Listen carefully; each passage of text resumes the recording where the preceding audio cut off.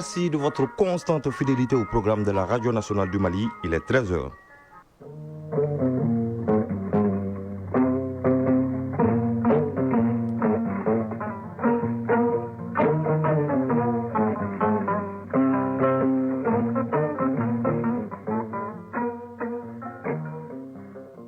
Le journal Bemba Sibi.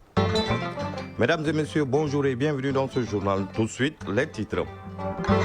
La mise en œuvre intégrale du code communautaire de l'artisanat de l'UEMOA, la question est au centre de 3 jours d'échanges entre les experts maliens. Des échanges qui devront aboutir à l'adoption d'un chronogramme pour l'application de ces dispositions. Les précisions sur cette rencontre dès le début de ce journal. Dans le cadre de la quinzaine de l'environnement, nous allons parler de la lutte contre la pollution plastique. La thématique était au cœur d'une conférence débat initiée par l'Agence nationale de gestion des stations d'épuration du Mali. La chronique de l'environnement de ce mercredi braque également ses projecteurs sur la question. Dans le deuxième numéro de la série de reportages, Agibou Koulibaly s'intéresse aujourd'hui aux solutions mises en œuvre, les acteurs engagés, les résultats obtenus et les perspectives. La chronique de l'environnement à suivre en fin de journal. Nous irons également dans la ville de Santoro et Karantela pour parler du lancement de l'édition 2025 du festival 5 mots, la pêche traditionnelle collective de sang. Si la pêche proprement dite est prévue le jeudi prochain, plusieurs autres programmes sont concoctés pour les festivaliers que vous allez découvrir dans un instant. Dans l'actualité internationale, tension diplomatique entre Washington, N'Djamena et Brazzaville après l'interdiction d'entrée sur le sol américain des ressortissants des deux pays. Au Kenya, la famille et les organisations de défense des droits humains réclament justice pour Albert Anjouanga après son décès en détention. Nous irons également à Gaza où la distribution de l'aide alimentaire prend une tournure macabre. Et puis en sport, football, dans une vingtaine de minutes avec Aridou Matina, nous allons parler des 2 dernières rencontres de la Coupe du Mali des dames et la dernière journée du championnat national de première division. Vous aurez également quelques nouvelles brèves de l'Europe. Voilà pour les titres. Je vous l'annonçais à l'instant, les acteurs de l'artisanat malien tiennent un séminaire de 3 jours sur le code communautaire de l'artisanat de l'UEMOA. Cette rencontre vise à identifier l'ensemble des mesures à prendre dans le cadre de la mise en œuvre intégrale du code communautaire de l'artisanat et établir un chronogramme de mise en œuvre. Ce séminaire vise en outre à définir les rôles et responsabilités des parties prenantes dans la mise en œuvre du code. Les explications avec Djemba Moussa Konati. En vigueur depuis 2014, le Code communautaire de l'UEMOA est un document de 50 pages.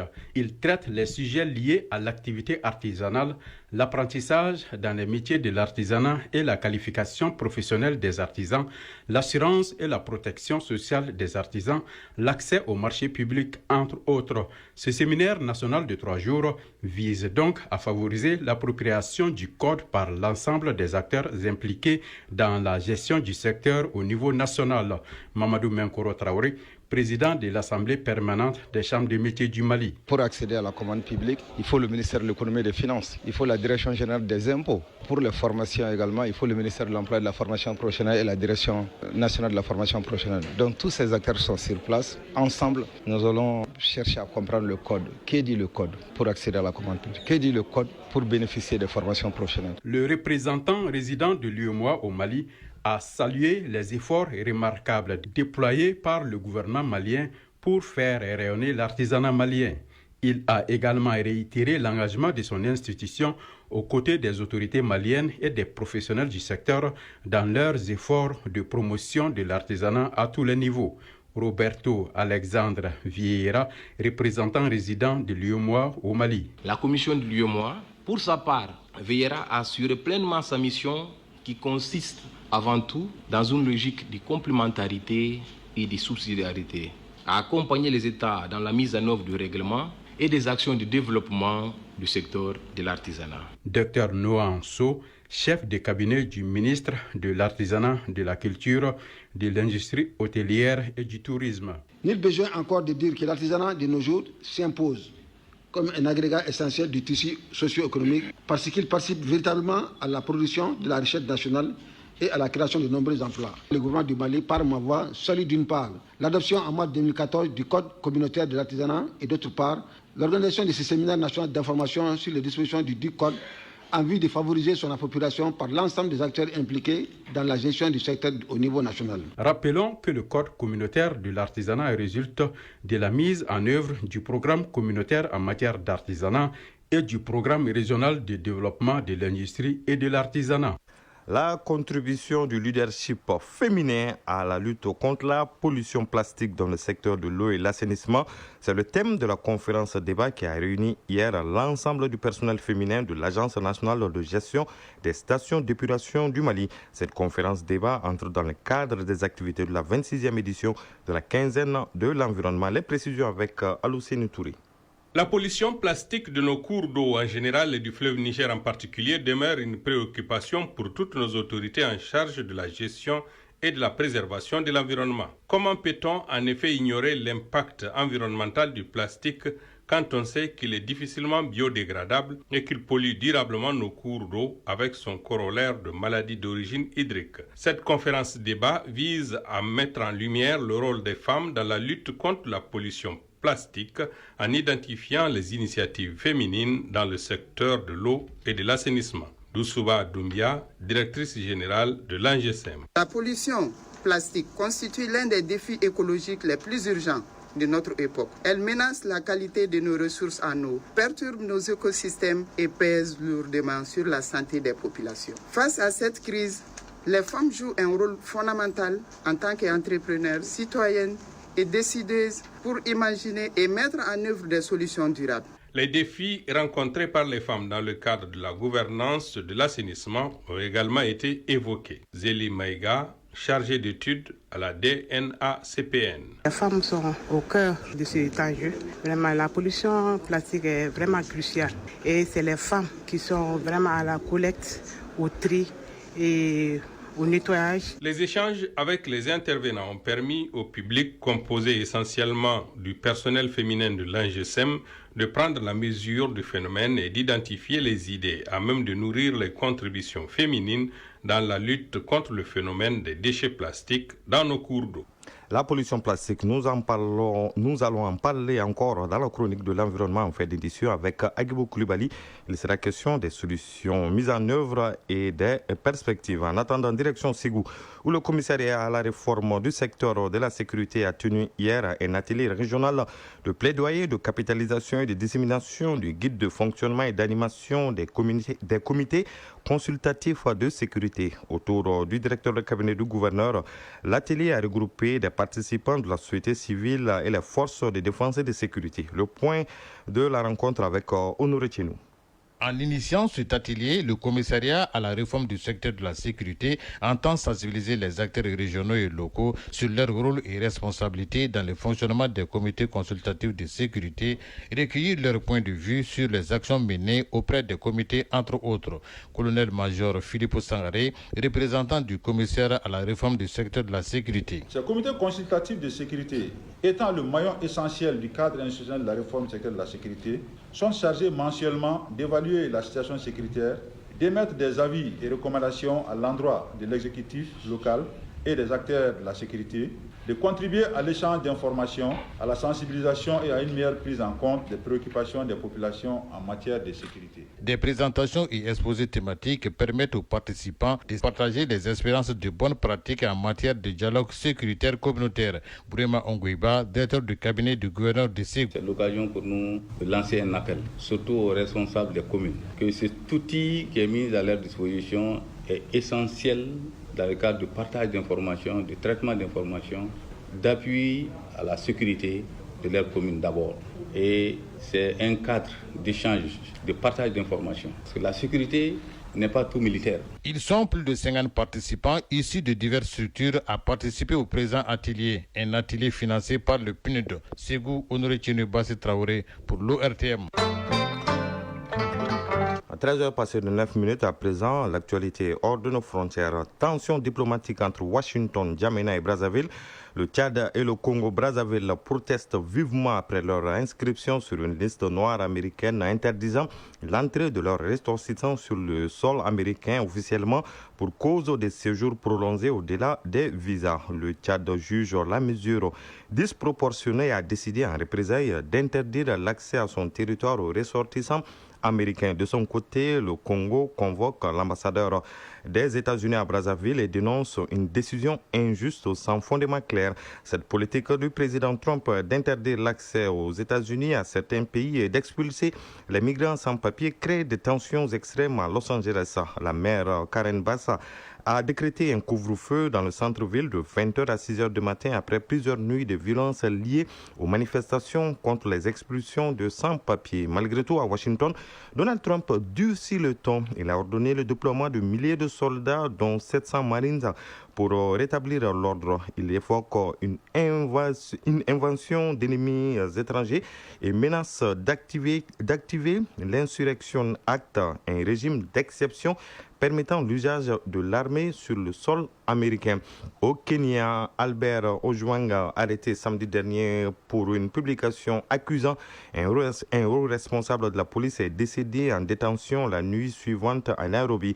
La police avait d'abord évoqué un accident, affirmant qu'il s'était cogné la tête contre un mur, mais l'autopsie réalisée mardi révèle des blessures multiples et des signes de torture contredisant cette version officielle. La famille et les organisations de défense des droits humains dénoncent un meurtre et réclament justice. La police a suspendu les agents impliqués et doit rendre ses conclusions dans une semaine. En Afrique du Sud, au moins 7 personnes sont mortes dans des inondations après qu'un front météorologique apportant de fortes pluies et de la neige ait frappé les provinces de l'Est et du Sud, ont déclaré les autorités hier. Le service météorologique sud-africain a prévu plusieurs jours de pluie et de neige perturbatrices pour le Cap oriental et la province voisine de KwaZulu-Natal le long de la côte Est. À Gaza, la distribution d'aide humanitaire se fait dans un climat de grande tension depuis fin mai. Le nombre de morts et de blessés par balle a fortement augmenté, notamment autour des centres de distribution encadrés par l'armée israélienne et des sociétés de sécurité privée. Les hôpitaux encore fonctionnels, en particulier dans la région de Khan Younes, peinent à faire face au flux de blessés. L'ONU appelle à garantir un accès sûr à l'aide et aux structures de santé pour éviter un effondrement total du système. Retour à l'actualité nationale, lancement hier de l'édition 2025 du festival Sankemo, la pêche traditionnelle collective de sang. C'est la pêche proprement dite prévue demain jeudi. Plusieurs autres programmes sont concoctés pour les festivaliers. Le Sankemo, qui est à sa 625e édition, se positionne comme un événement fédérateur à travers la culture. C'est pourquoi le thème retenu est Festival Sankemo, notre identité culturelle d'unité, de cohésion et de développement dans la Confédération des États du Sahel. Cette année, il est placé sous le haut parrainage du président de la transition, le général d'armée Assimi Goïta. De sang, la correspondance de Drissa Kouni. L'ambiance à San est à la célébration de la 625e édition de la fête traditionnelle Sankemo qui se tient ce jeudi 12 juin. Pour la 6e année consécutive, la tradition est respectée, celle de coupler à ces rites de pêche collective une semaine culturelle dénommée Festival Sankemo. Félicité Diarra, présidente de la commission d'organisation. Cette année 2025, consacrée année de la culture par son excellence le général d'armée Assimi Goïta, président de la transition, chef de l'État. Nous avons l'immense honneur d'organiser ces festivals autour du thème Festival Sankemo, notre identité culturelle, source d'unité et de cohésion. Almami Ilboudo, représentant le consul du Burkina Faso à San. Vraiment, je suis très content. Cette année, c'est un thème spécial, surtout il y a l'AS. Donc vraiment, je suis très ravi de ça aussi. Le Sankemo est plus qu'une pêche. Il est une identité culturelle, un héritage, un moment où tous les fils de sang se retrouvent pour communier autour de la mare sacrée Sanké. Maman Dambélé, dit Santara, parrain de la semaine.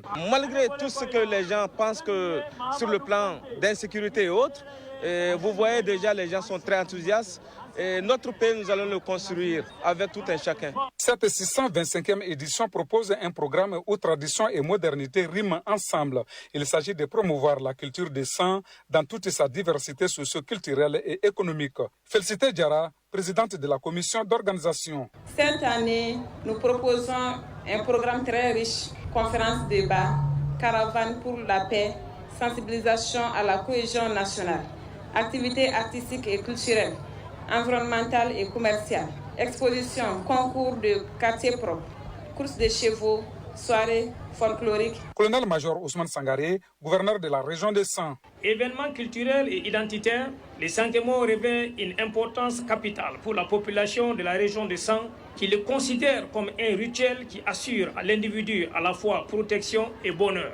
Il regroupe dans une atmosphère de parfaite symbiose des milliers de personnes virant de divers horizons autour des manifestations folkloriques et des pêches collectives au niveau de la mare sacrée Sanké. La cérémonie a pris fin par la visite des stands d'exposition par les officiels San, Drissa Kone, Sékou Touré et Sédou Kamena pour le RTM.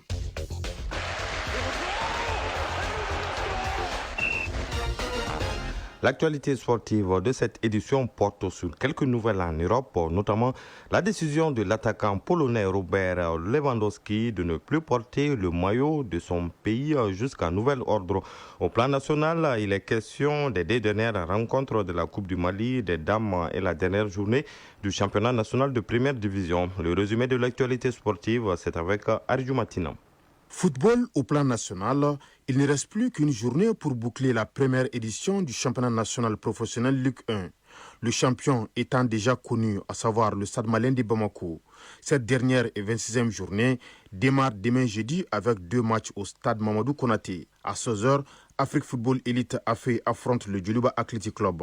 Et à 18h15, l'AS Bakardian croise l'US Bougouba. Vendredi, l'AS Police joue contre l'USFAS au Stade Mamadou Konaté. Au même moment, au stade Wenzen Koulibaly, Binga FC se mesure aux 11 créateurs de Nyarela. Et fin du championnat national samedi avec 3 rencontres, dont Association sportive de Korofina ASCO, Stade malien de Bamako. Foot féminin, les 2 derniers quarts de finale de la Coupe du Mali des dames se jouent demain jeudi au stade Wenzen Koulibaly. En première heure, il y aura AS Police Amazon de la commune 5. Et juste après, l'USFAS sera face à AS Entente. Déjà, l'AS Real de Bamako et l'AS Mandé avaient décroché leur qualification pour les demi-finales aux dépens de Saramaya et Lac Tombouctou. Dans le cadre de la fenêtre FIFA, outre des matchs éliminatoires de la Coupe du Monde dans certaines zones, plusieurs rencontres amicales internationales étaient également prévues hier mardi. C'est ainsi que l'Algérie affrontait la Suède. Menés 4-0 à la 56e minute, les Fennecs vont se réveiller et n'étaient pas loin d'arracher le nul. Finalement, la Suède gagne 4-3. Le Sénégal, lui, jouait contre l'Angleterre, les Freelands, une des grosses pointures du football européen. Ayant ouvert le score dès la 7e minute par Harry Kane, les Anglais vont être malmenés par les Lions de la Teranga qui vont d'abord égaliser, puis créer la sensation en gagnant 3-1. Quelques nouvelles en plus bref. Xabi Alonso, le nouvel entraîneur du Real Madrid, a commencé son travail, notamment la préparation pour le mondial des clubs. L'ancien entraîneur du Bayer Leverkusen a dirigé sa première séance d'entraînement en présence de 11 joueurs de l'équipe première et 10 joueurs du centre de formation. Xabi Alonso fera ses débuts le mercredi 18 juin contre Al Hilal lors de la première journée dans le groupe H au compte de la Coupe du Monde des clubs. L'expérimenté technicien italien Claudio Ranieri décline le poste de sélectionneur de l'Italie que lui avait proposé la Fédération italienne de football dans la perspective du licenciement du coach Luciano Spalletti après la rencontre contre la Moldavie. Ranieri n'a pas manqué de remercier le président de la fédération pour cette marque de confiance et estime qu'après réflexion, il a décidé de rester à la disposition de l'AS Rome. Signalons que Ranieri est sorti de sa retraite en novembre dernier pour venir au secours de la Roma qui était en difficulté. Affaire à suivre. L'attaquant vedette de la Pologne, Robert Lewandowski, décide de ne plus porter le maillot de l'équipe nationale polonaise tant que le sélectionneur Michael Probierz serait en poste. Ce dernier a décidé de lui retirer le brassard pour le confier au milieu de terrain de l'Inter Milan Zelensky. Une décision mal vécue par Robert Lewandowski, meilleur buteur de l'histoire de la Pologne avec 85 buts en 158 sélections. Le sélectionneur, pour sa part, dit avoir assumé son choix de changer de capitaine tout en laissant la porte ouverte à son attaquant emblématique. Chronique de l'environnement. Après les constats alarmants sur la pollution plastique au Mali, place aux réponses. Dans ce deuxième numéro de notre série spéciale pour la quinzaine de l'environnement 2025, nous explorons les solutions mises en œuvre, les acteurs engagés, les résultats obtenus et les perspectives. La chronique de l'environnement est une réalisation de Agibou Koulibaly. Face à l'urgence environnementale, plusieurs alternatives sont aujourd'hui proposées au plastique à usage unique. Nyarga Oulé Dambélé, directeur national de l'assainissement, du contrôle des pollutions et des nuisances. Les alternatives proposées au sachet plastique à usage unique sont entre autres l'adoption d'un texte législatif interdisant la production, l'importation et la commercialisation des sachets plastiques en République du Mali. Que ces sachets plastiques soient biodégradables ou non, il faut carrément les interdire. Ensuite, il faut faire la promotion des fibres de dattes.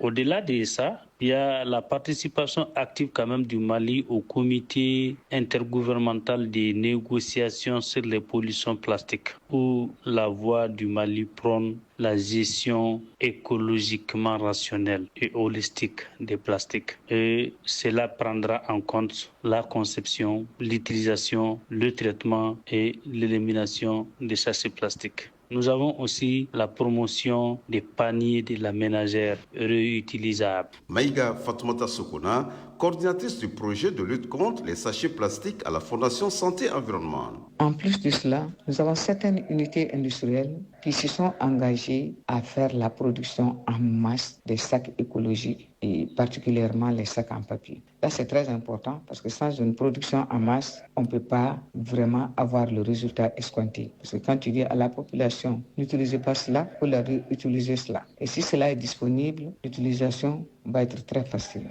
Pour étendre leurs options, les autorités s'appuient sur des partenariats stratégiques. Nyarga Oulé Dambélé, directeur national de l'assainissement, du contrôle des pollutions et des nuisances. Le département, à travers la direction nationale de l'assainissement et du contrôle des pollutions et des nuisances, travaille en partenariat avec des ONG. Parmi ces ONG, nous pouvons citer la Fondation Strom, nous pouvons citer les réseaux de femmes pour les droits environnementaux, nous pouvons citer Mali Folk Center, nous pouvons citer l'ONG AFAD et nous pouvons citer la Fondation Santé Environnement qui œuvre pour la protection de l'environnement en luttant contre les pollutions plastiques. Maïga Fatoumata Sokona, coordinatrice du projet de lutte contre les sachets plastiques à la Fondation Santé Environnement.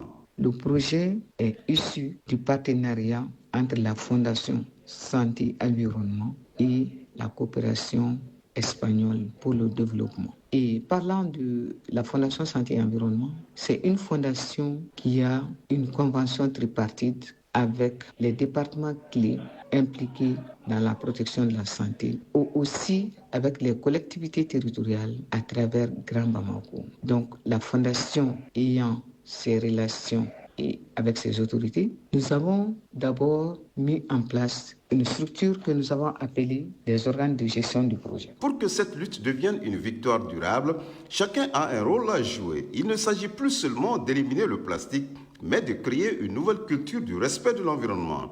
Une culture à écrire ensemble, chaque jour, chaque mot, chaque geste. À 13h passées de 23 minutes, on prend fin ce journal qui vous a été présenté par Bemba Sibi avec la complicité technique de Alima Ouattara, une réalisation de Jafar Cham. Vous pouvez écouter ou réécouter cette édition sur nos différentes plateformes digitales grâce à Badji Touré qui a assuré la mise en ligne. Prochain rendez-vous avec l'information, c'est à 19h30. En attendant, passez d'excellents moments en compagnie des programmes de la Radio nationale du Mali.